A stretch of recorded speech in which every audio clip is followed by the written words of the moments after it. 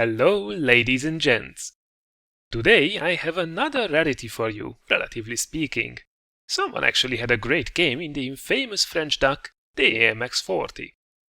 Now, not that this machine would be completely hopeless, but the inaccuracy and slow rate of fire, the more trollish than reliable armor, and the fact that this quote-unquote light tank has a worse power to weight ratio than most heavy tanks out there really doesn't make it a fan favorite. It's very hard to imagine that the next machine on the test tree, right after this one, is actually the devilish ELC AMX Blitz. Anywho, today's replay is courtesy of Boris Wojacek, who probably didn't expect this outcome either when the counter did tick down. And yet, this match surely gave a few chills to the enemy players by the end of it. But let's not keep you waiting, time to release the duck. So, here we are in our AMX 40 on good old Redshire. It's an encounter match, and looking at the team lineups, we can see that it's a fairly well distributed, might even match.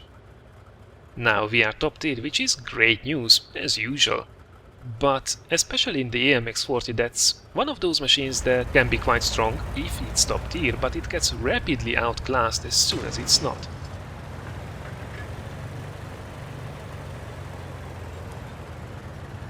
The armor is definitely one factor there. As you can see, there isn't a corner on this machine. Everything is really well rounded, so that 80mm frontal turret and 70mm frontal hull armor gets actually quite a lot extra thanks to all that angling and rounding. Also, the sides and the rear can be quite trollish as well, especially when tier 4s or tier 3s are shooting at it.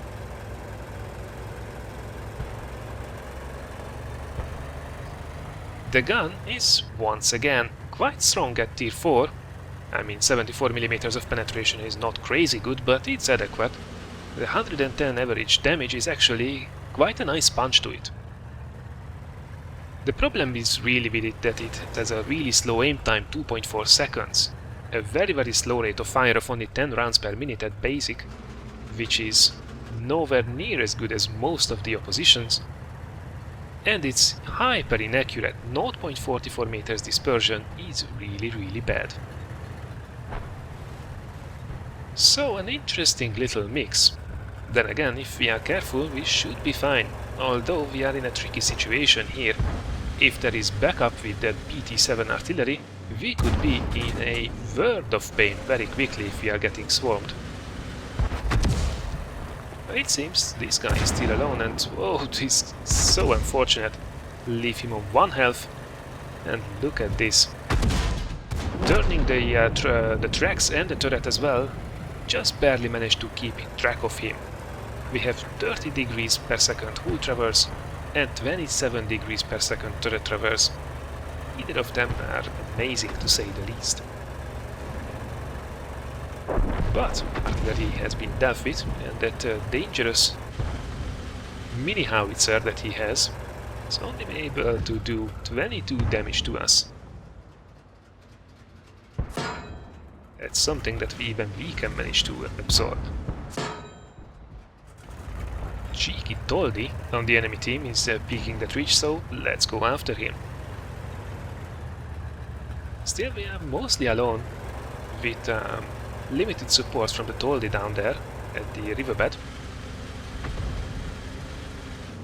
But then again, if the Toldi is alone and he is tracked with that shot, we should be fairly safe. We are at a really reasonable angle here, and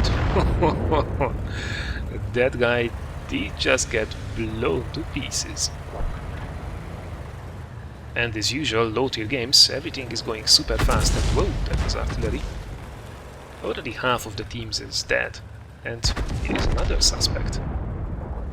Type 95, oh, getting over the top could be tricky. Oh, careful.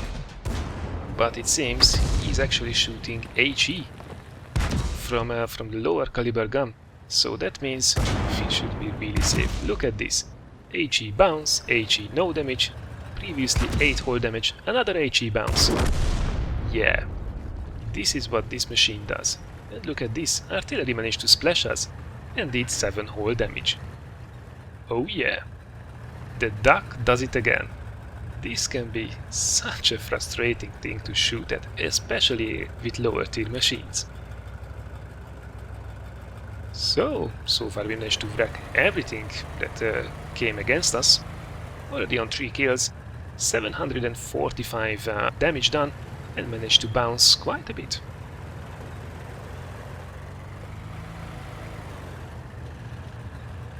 Still, the game is not looking that well.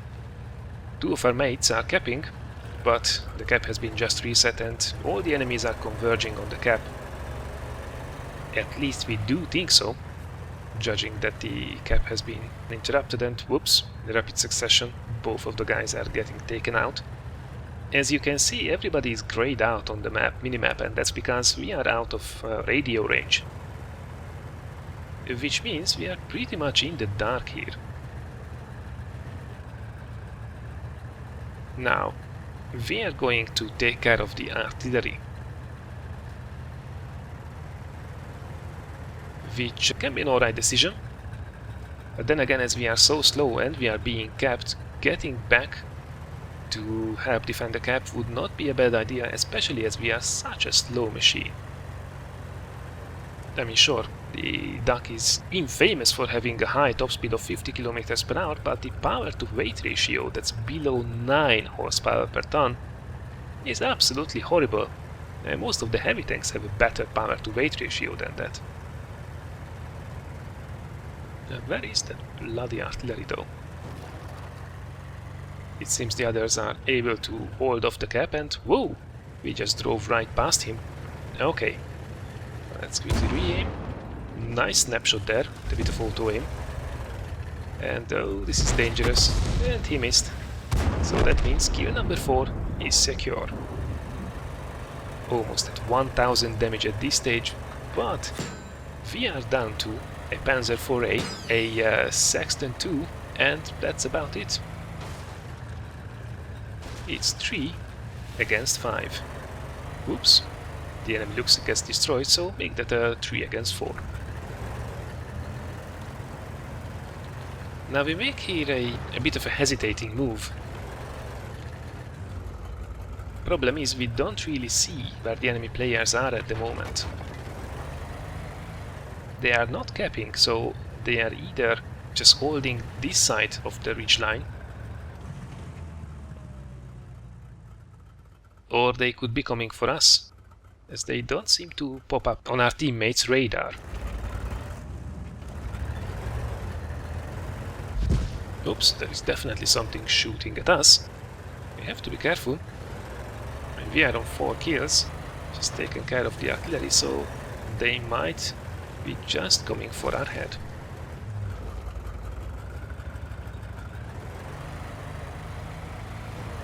And the Marder 30AT and the Matilda, 2 very dangerous tanks.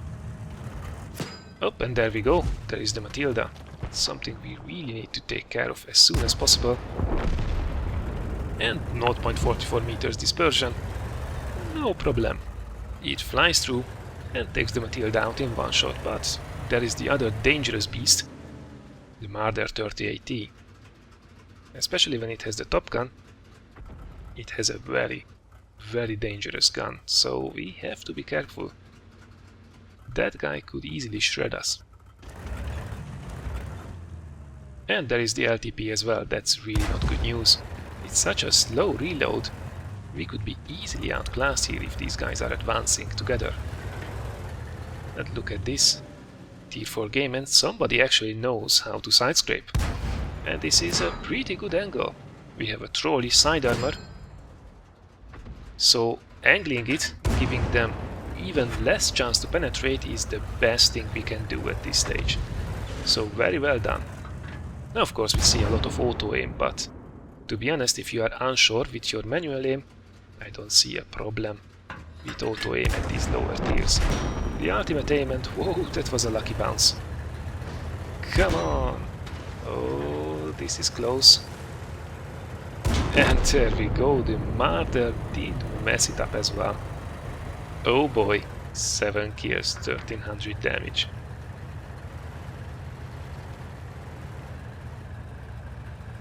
So ultimate aim should be to be able to aim effectively manually, but at these low tiers in the learning phase, auto aim is absolutely fine in my book.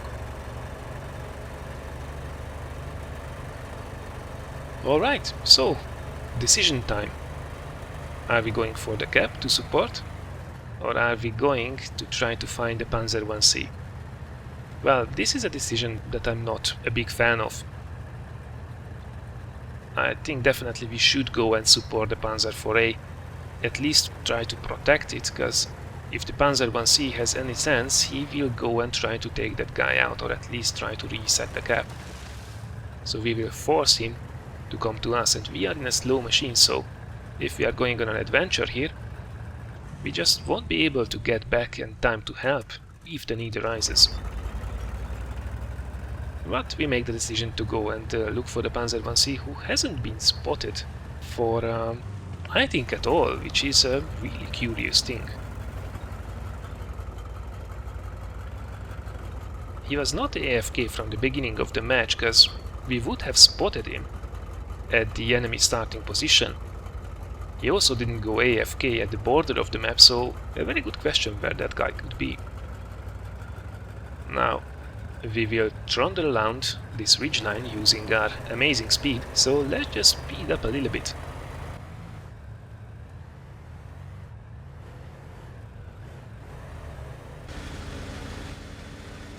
And there he is. What is that guy? Ah, I see. It's one of those again. Oh my god. How did he manage to flip that tank on the top of the hill? Now this is the first time where the accuracy really gets the better of us. I mean, 0.44 meters dispersion from this distance, it will be really tough to hit a small target even if stationary, like that flipped Panzer 1C. We did hit him. It's one more kill, and that secures an 8-kill round. Absolutely crazy. Well, I think after this performance, most of us will be a little bit more careful with this machine in our tier 4s. And sure, both the matchmaking and the enemy team were really generous, but I would take a wild guess that not many of us did grind through the duck with such a result in the bag. Ace tanker, high caliber, cool-headed, and of course Top Gun. Not a bad little list. But wait, where is Radley Walters? Well, unfortunately that one is only awarded from tier 5 up, so a Top Gun will have to do, I'm afraid. At least we got compensated a little with the experience, as this was actually the first win of the day during the recent 5x event, giving us almost 6,000 experience for a single run. Not bad. Looking at the team results, it's no surprise that the AMX 40 won all categories by a long shot after all this work. Over 1500 damage and 1100 base experience are a great result at this tier. Now, of course, for all this damage we had to keep that gun singing as well. Over 23 shots have been fired, 19 of which hit the target and all but one penetrated as well. Our armor performed just as well, being top tier, blocking 14 of the 16 shots received, worth almost 660 damage. Which is not bad, considering that that's actually over twice our health. So that was a quick look at the little duckling that could. Boris Voyacek, thank you once again for sending in this lovely result. I hope you guys had fun watching it as well. If so, thanks a lot for considering giving it a like or sharing it. Next up, you can have a sneak peek at some streaming fun with a selection of the April highlights, and I might just sneak in some bonus content for the weekend as well. Thanks a lot for watching, have some great games everyone, and I look forward seeing you again in one of the next videos.